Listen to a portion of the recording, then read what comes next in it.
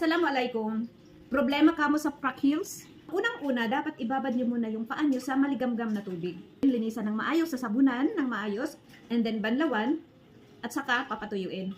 Kumuha lang kayo ng bawang. Pupukpukin ng maayos ang bawang.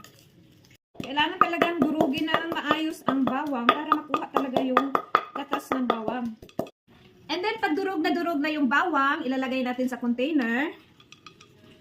Yan.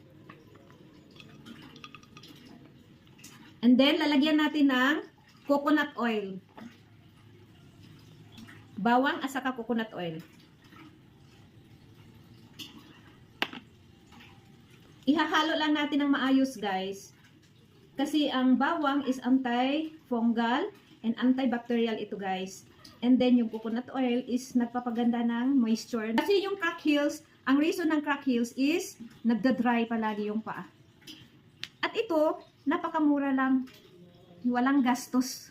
Kaya maganda ito sa mga can't afford ng mga mamahalin na pang-moisturize dyan. Ito, DIY lang po ito. Ganito lang ang gagawin. Yung paa, malinis na. Lalagyan lang natin dito. Every night natin gagawin ito. Para ma-moisturize yung paa.